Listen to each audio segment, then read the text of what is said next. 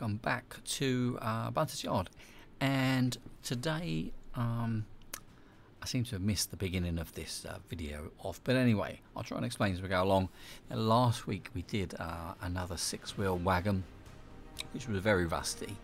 There's a bit of an issue for me with sort of rusty painted wagons, and that is that the rust ends up just sitting on top of the paint, and that's not how it really works. Rust is underneath the paint, and when you see the rust, it's blistered through and sort of come through the paint, so it's still sitting on the metalwork, but the paint is just gone. So in this one we're just going to try and sort of address that issue, and it's just something you probably wouldn't notice, but it annoys me because it's actually wrong. So on this one, what we're doing to start with, we're just going to fade the paintwork back, and I've used the Tamiya sponge. It's 1000 grit, I think, that one, and just really to get rid of the logo. So to add some texture, we're going to use a matte varnish, and we're going to use this neat from our palette. And the reason for this is that it's going to add the texture as if the paint is blistering up. Now, if we just put the rust straight over the top, you won't see the livery underneath there. That's the problem with vehicles that have got liveries on, which is most of them. So we're just going to add a texture. Now, hopefully being matte varnish, it will just add some blobs and some little lumps and blisters. They haven't got to be too big, but it just adds a little bit of texture. And if it's not enough, we'll just reapply a second layer. Now, we're doing this, the first time I've done this, I kind of thought this up last night because I had nothing better to do in my life apart from think about how to paint wagons.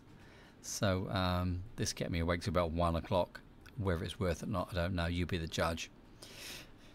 But we're just trying to add a clear layer, just so it kind of maybe gives the effect that the paint has blistered up a little bit, and then we're going to add the rust on it in a little while. Now, we're trying this with a sponge. This is a makeup sponge. You could use a brush and sort of stipple it on. We're just trying to get texture to the paint where, you know, the rust would be maybe struggling to burst its way through.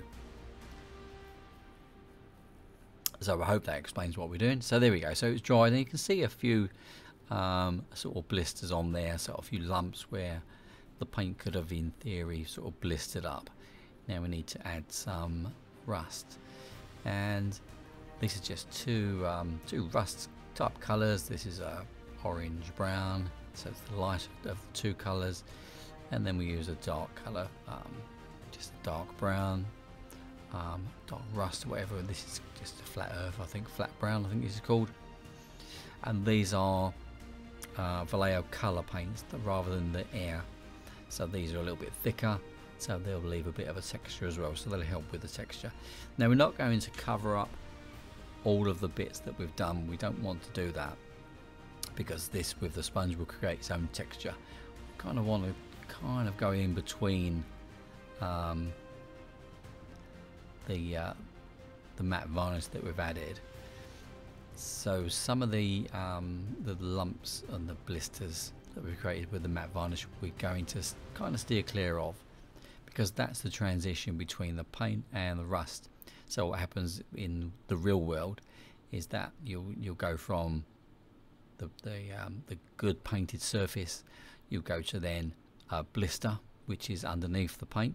So the paint will still be intact, but it'll be lumpy, and then it will the blister will kind of burst, and then the rust will come through.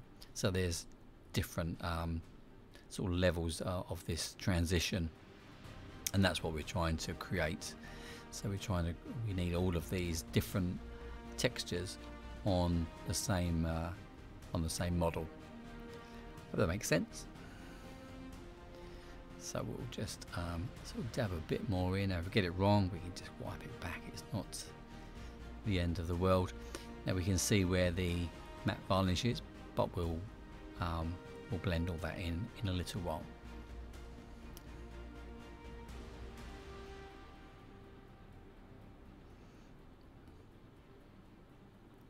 So hopefully you can see what we're trying to achieve. This is the first time I've done this. I'm doing this sort of live on camera, and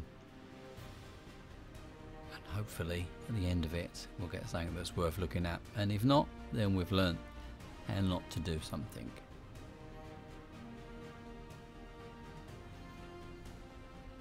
So once that's done, we've used our two colours, our light brown and our dark brown. We're just going to add in some sort of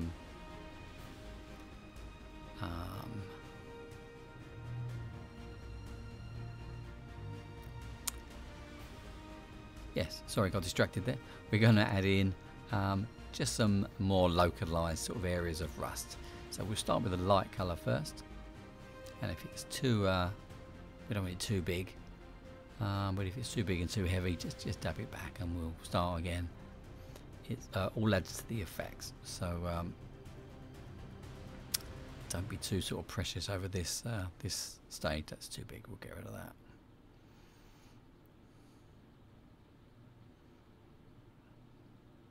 Now take your time with this, go all over the model, try and touch lots and lots of these sort of blisters with the light colour. And when you've done that, we'll go back with the darker one, and we're just trying to add a little dot into the middle. If you look at rust as it naturally forms, the older rust will be the dark part, which will be the centre of the rust area, the blister, and then it'll be surrounded by this lighter colour rust, and that's the colour rust that will run down the model. So it may be it will cover a bigger area, generally speaking. And the second part is normally easier because on the first run through we need to add in all the light colours and we need to decide where they're going to go. The second one we just kind of hit some of those lighter bits, and that's kind of where we are with this at the moment. So that's what we've achieved from that. Hope this has made sense. But we can see that there's sort of blisters in the paint, and then we can see where the blisters have sort of burst and the rust has come through. So we're just going to cover this all in matte varnish, ties everything in together and gets it ready for our next layer.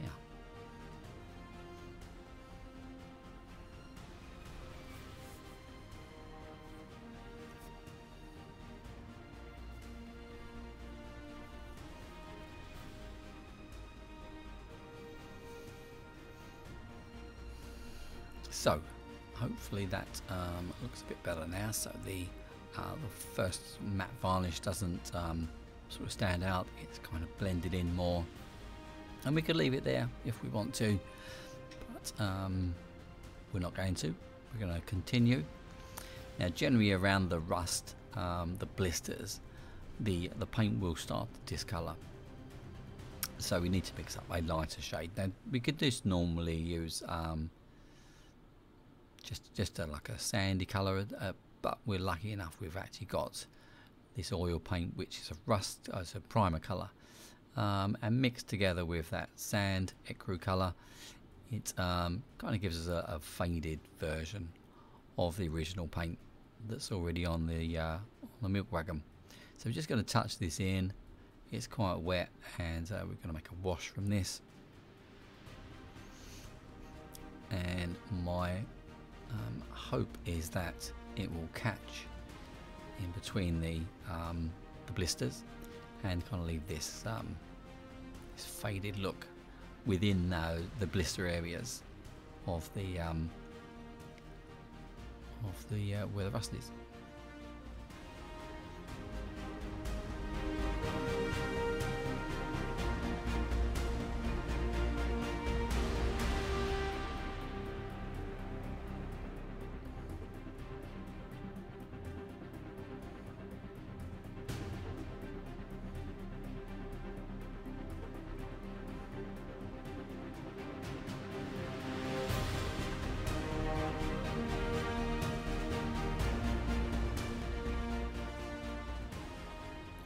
And then we'll wait for that to dry just a little bit, and then we'll start to wipe some of that off, because it's there's too much of it on there. We don't want it in the areas where the paint has to start to blister. We just want it in the in that rusty, blistery type area. So just dab it off. I don't want to wipe it too hard. I'll take most of it off. Just dab it back a little bit.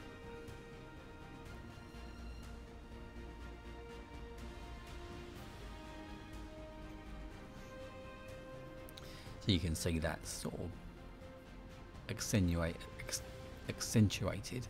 the sort of blistery type areas. It looks a bit more scabby now. So we kind of get in there. Just want to clean underneath. We're going to cover this in a minute anyway, but we'll get rid of some of that.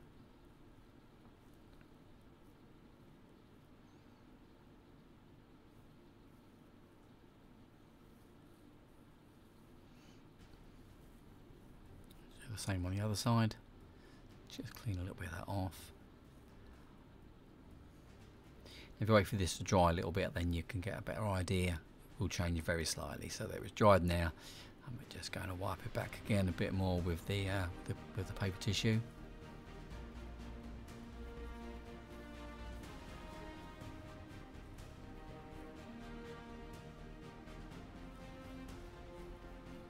And this is just a different effect to what we've gone for before. We don't want it as heavy as the 6-wheel tanker that we did before. If you didn't see that, by the way, the link is at the end of this video and also in the description, and you'll see it pop up on a card on the screen if you're on a PC, and you can click and you can watch that one. Well, that's much more heavily rusted than this. So we're going to add a bit of dirt and grime, a bit of sort of track grime type colour, and this is just a colour that's called just mud, I think it's called, a dirt, something like that. But it's just a generic kind of brown, and we're going to spray that on and we're going to wipe it off as we tend to do.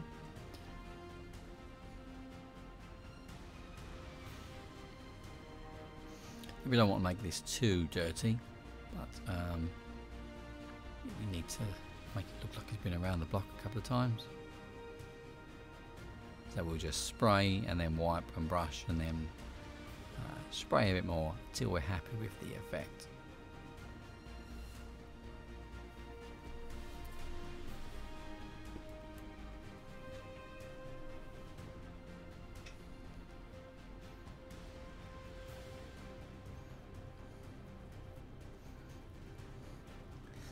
We'll continue around each side and the front and the back as well.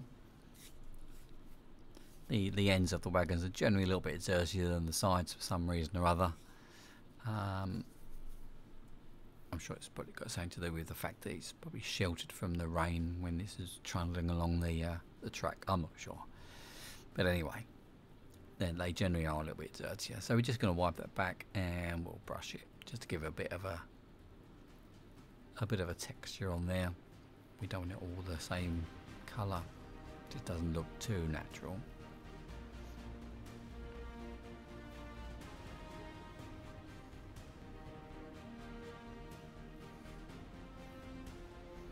So just while I'm doing this, just a big thank you to everybody that's subscribed to the channel. If you're new and you haven't subscribed, then please do subscribe.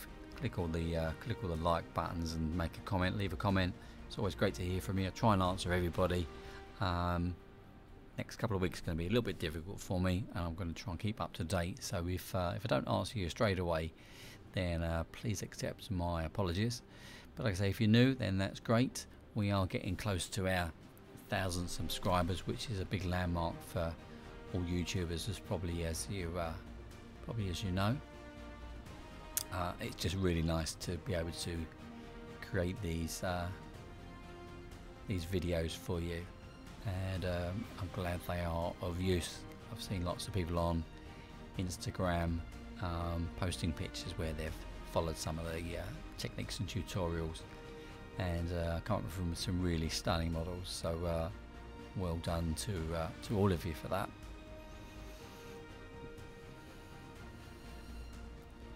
So we are just using the same colour. We're just going to quickly go around the chassis areas and the axle boxes.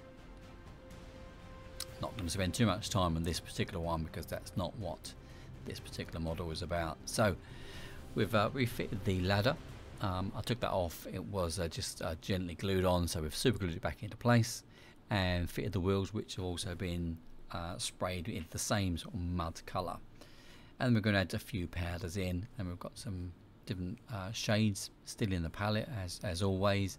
A couple of shades of rust, and then in the middle is our dark earth and our chrome oxide green, which we use for like the algae effect. And we're just going to add some of that rust in, the rust powder in around those sort of scabby areas.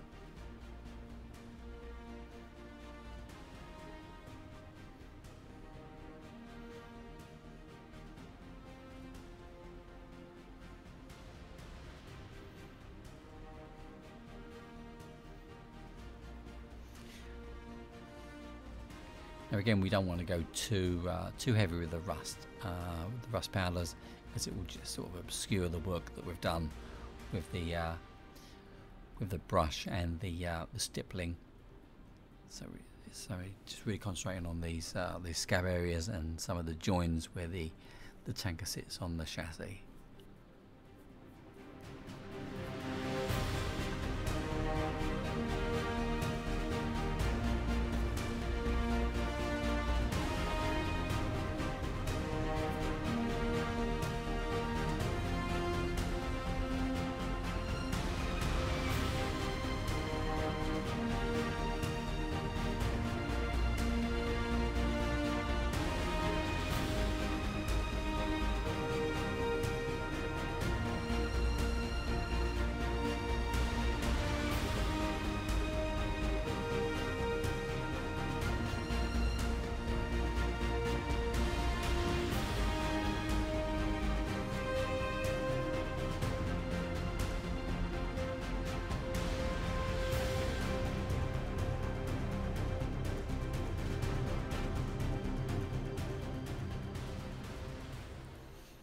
Now, I'm always on the lookout for new ideas for videos, and I've got a few suggestions from other viewers, and we're still working on a few of those. So if you've left suggestions before, I've not sort of discarded those, and they are sort of works in progress. Maybe we're waiting for a particular wagon to turn up or whatever the case is.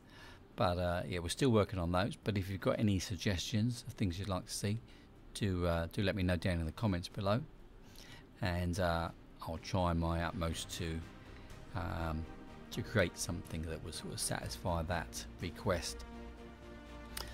Now, I like wagons that are particularly heavily weathered, not necessarily with the scrapyard sort of level, but yeah, just heavily weathered, like the one we did last week, the one that's in the link that's appearing up on the top of the screen from time to time. That's kind of my my mark, I think, where that's where I like to be. But if you agree or disagree, let me know in the comments below, and we could do more or less of those. So the ladder, I'd left off for most of this, and I forgot to do anything with it. So we just got to dry brush it with a drop of silver, and then we'll use some powders and just to hopefully blend that in just a little bit.